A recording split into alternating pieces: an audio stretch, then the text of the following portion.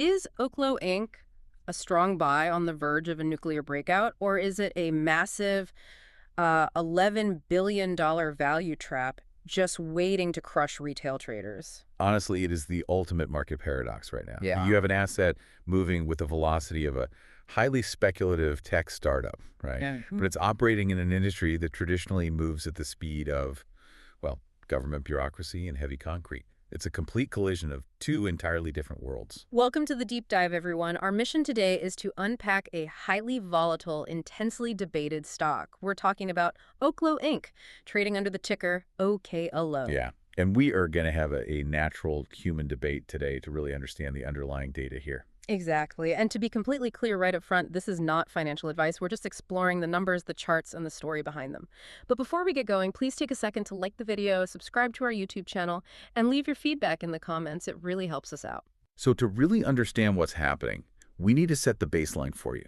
As of today, April 20, 2026, Oklo is trading at $66.81. And it closed just slightly higher after hours at $66.90. Right. We are looking at a company with an $11.60 billion market capitalization, and there is serious liquidity flowing through this name.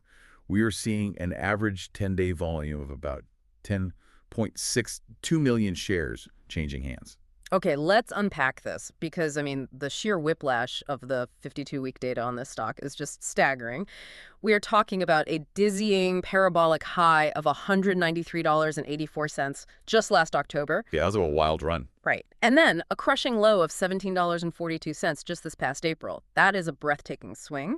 So because we've seen such extreme price elasticity over the last year, what are the current charts and technical signals actually telling us right now? Well, the short-term technical analysis is painting a pretty fascinating picture. The stock is actually up about 33% over the past month alone. Oh, wow. 33%. Yeah, it's a strong move. And what's happening on the daily charts is that it's actively attempting to break out of what technical analysts call a giant falling wedge pattern. A falling wedge. I mean, just picturing that on a chart makes it sound like the stock is spiraling toward the floor, just bouncing off the walls on the way down. Why is it considered a good thing for buyers? I know it sounds totally counterintuitive, but a falling wedge is actually a classic reversal pattern. Imagine a bouncing ball moving down a staircase, right? But with each bounce, the height of the bounce gets smaller and the downward angle gets flatter. Okay, so it's losing downward momentum. Exactly. The distance between the highs and the lows compresses. What that visually represents is selling pressure exhausting itself. The bears are trying to push the price lower, but they're literally running out of shares to sell, and the buyers are starting to hold the line. So the sellers just run out of ammunition. Where is that line in the sand right now? When we look at the specific levels, we see key support. That's the current base, where those buyers are aggressively stepping in, sitting right between $60 and $63. If that breaks. If that floor breaks, if the sellers just overwhelm that demand, critical long-term support is way down at $45.38. Ouch. That's a drop. It is. But on the flip side, resistance, the ceiling they are trying to break through, is sitting at the day's high of $74.21. If the price can clear that 74 level with heavy volume, the next major battlegrounds are those big psychological round number barriers at $80 and $100. I'm looking at this massive drop from 193 down to 17, and it just makes me cautious. No stock falls that hard and recovers without some serious underlying momentum. What are the internal indicators saying? Is the momentum actually there to break that 74 ceiling? Actually, yeah. The indicators are backing up the breakout narrative. The moving averages, for instance, are flashing bullish signals. The 50-day simple moving average is at 57.71. And the 200-day is at 55.32. So the current price is well above both of those. Right, because the current price of 66 is sitting comfortably above both of those long-term averages. It essentially provides a technical safety net. The trend is technically your friend here. Then you look at the MACD, the moving average convergence, divergence. Walk us through what that actually measures in this context for those who might not trade off it every day. Sure. So the MACD looks at the relationship between two moving averages to basically gauge the strength of a trend. Right now, it's sitting between 2.64 and 3.10, which is triggering a strong buy signal. Mechanically, what does that mean? It means that the short-term buying momentum is accelerating much faster than the long-term historical trend. Buyers are getting aggressive. Is there any warning light on the dashboard, or is it just all green? The only slight caution flag is the RSI, the Relative Strength Index. Think of the RSI like a speedometer for stock buying. It runs from 0 to 100. Right now, Oklo's RSI is hovering between 62.28 and 64.70. So it's getting up there. Yeah. Once the stock hits 70, it's considered overbought, meaning the engine is redlining, and buyers might start taking profits just to cool things down. So it's not quite screaming sell yet, but the engine is definitely getting warm. Okay, so we have momentum, but who is actually driving the car? I mean, is this just retail traders pumping a meme, or is there smart money involved? What's really confirming the momentum is the order flow. We are seeing recent volume spikes of 4.4 million shares moving during key sessions compared to that 2.1 million normal average. That's double the normal volume. Exactly. And that kind of sustained heavy volume isn't just day traders swapping shares on their phones, That indicates institutional accumulation. Large funds and institutional buyers are actively building positions right near that $60 support zone. It sounds like the stock is stuck in a pressure cooker. You have sellers capping it at 74, but institutional buyers keep raising the floor at 60. Eventually, the space runs out and the price has to violently break in one direction or the other. It's like a coiled spring. That's a great way to look at it. But if this stock isn't a pressure cooker, what's actually powering the stove? I mean, when you look past the moving averages and the chart patterns, what is the actual business doing right now? And this is where the story completely shifts gears. This is why this is such a divisive stock. If we peek under the hood at the fiscal year 2025 data, Oklo is a pre-revenue company. Wait. Yeah. Their total revenue for the entire year was exactly $0.00. Wait, let me stop you there. Zero. Not even a consulting fee or a tiny government research grant, literally zero. Literally zero top-line revenue from operations. And the income statement reflects exactly what happens when you have absolutely no money coming in, but you are trying to build advanced, next-generation nuclear technology. I can only imagine the burn rate. It's massive. They reported an annual operating loss of $139.3 million. And the burn rate is accelerating. $57 million of that was burned in Q4 alone. That is a staggering amount of money going out the door in just 3 months. It really is. The net loss sits at $105.7 million, with a basic and diluted earnings per share of negative 72 cents. So they are bleeding cash on R&D, engineering, regulatory costs, which, to be fair, makes sense for nuclear energy, right? You don't just build a fission reactor in your garage over the weekend. No, definitely not. The regulatory hurdles alone require armies of lawyers and specialized engineers. But if they are burning over $100 million a year with zero revenue, how are they keeping the lights on? Are they just buried in debt? That is the most incredible part of their balance sheet, actually. And it's why Wall Street hasn't entirely written them off. Unlike traditional utilities that carry massive debt loads to fund infrastructure, Oklo is incredibly well capitalized. Yeah. They are holding $1.5 billion in total assets against only $52.2 million in total liabilities. Last year, the net cash used in operations was $82.2 million, which management points out was exactly in line with their internal projections. Okay, so they don't have debt dragging them down. But what does that $1.5 billion in assets actually consist of? Is it illiquid patents or actual money they can spend? It is largely liquid. They have $1.4 billion in liquid cash and equivalents just sitting there ready to be deployed. And if that wasn't enough of a safety net, they recently initiated a massive $1.1 billion ATM program. An at-the-market program. We need to explain how that works because it's crucial for anyone holding this stock. Yes. So an ATM program allowed the company to sell newly created shares directly into the open market at the current market price whenever they want to raise capital. They just print shares. Pretty much. They don't have to do a big, heavily publicized secondary offering. They just drip new shares into the daily trading volume. Okay, so what does this all mean for you, the listener? I have to push back on this entire setup. Yeah. How does a company with literally $0 coming in the door, burning over $100 million a year, justify an $11.6 billion valuation? It's tough to swallow on paper. If they are constantly creating new shares to raise cash, aren't they just diluting the retail investors who are buying in? This feels fundamentally disconnected from reality. You are hitting on the exact friction point that is tearing Wall Street apart right now. Yeah. You have an 11.6 billion valuation resting entirely on a vision of the future, not the reality of the present. To understand this tug of war, we really have to map out the fundamental bull and bear arguments. Let's do it. Give me the bull case first. Mm. What is the best case scenario that has buyers happily accumulating shares at $60? Why do they think this is a bargain? So the bulls see a massive paradigm-shifting upside. First, there are huge policy tailwinds at their back. There's recent White House backing for nuclear power, specifically in space exploration, which directly aligns with Oklo's advanced compact reactor capabilities. Space is cool, but what about here on Earth? Right. The real earthbound catalyst, the thing driving the actual hype, is their customer pipeline. They have a massive 2,100 megawatt pipeline of demand, and it is driven heavily by data centers. Ah, the artificial intelligence boom. Exactly. AI data centers are incredibly power hungry. The GPUs processing these massive language models require constant, massive, carbon-free baseload power. Traditional power grids literally cannot supply it fast enough, and renewable sources like wind and solar are, intermittent. Right, because if you're building a billion-dollar AI server farm, you can't have the system shut down just because the wind stopped blowing or a cloud passed over the solar panels. Yeah. You need 24/7 reliability. You need nuclear. And the bulls point out that Oklo is making tangible, very difficult progress toward delivering it.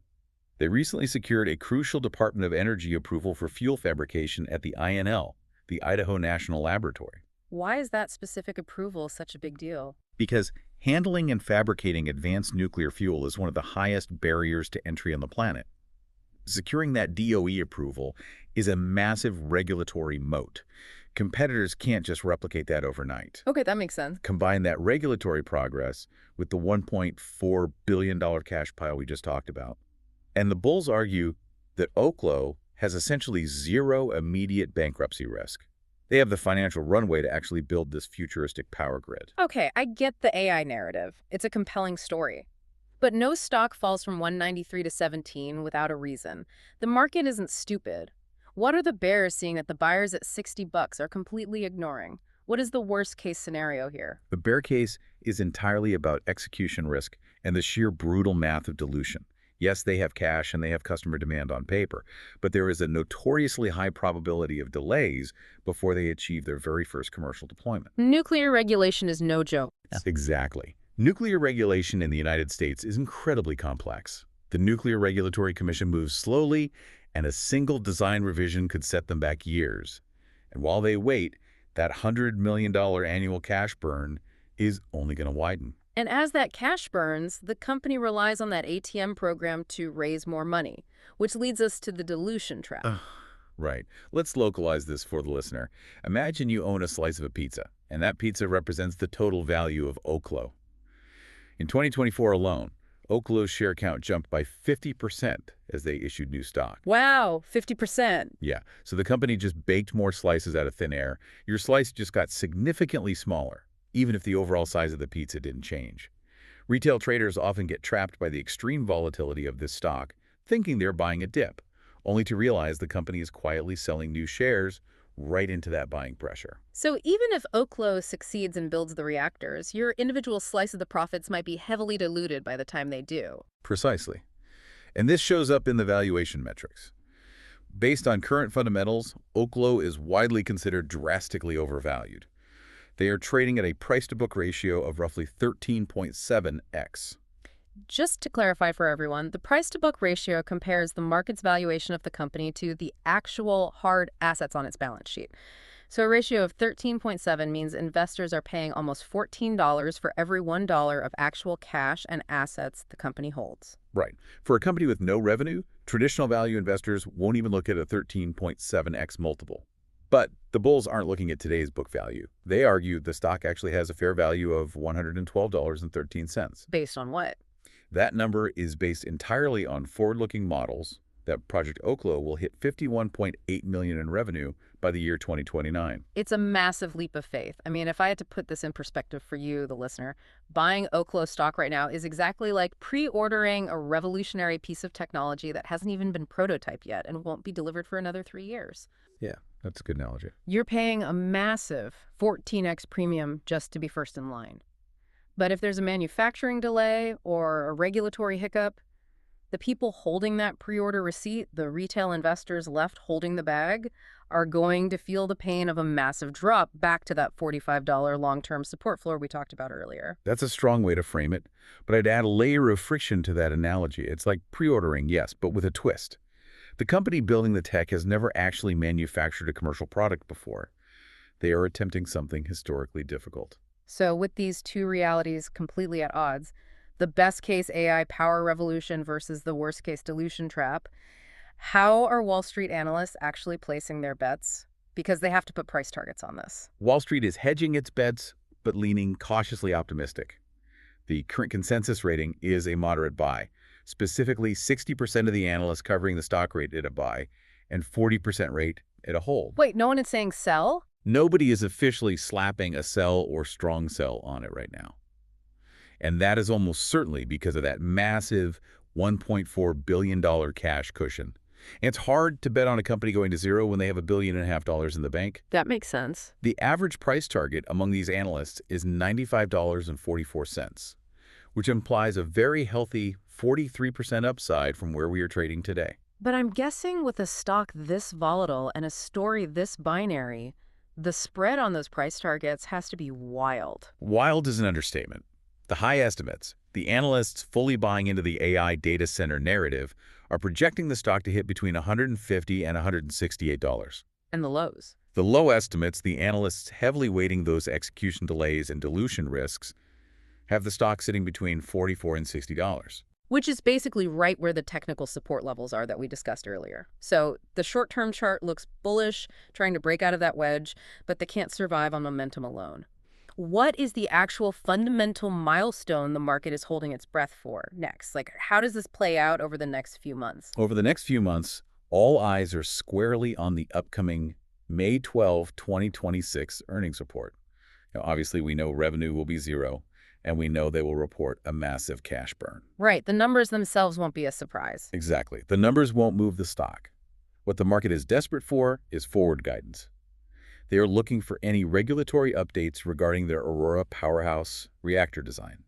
Any positive news from the DOE or the Nuclear Regulatory Commission acts as a massive catalyst.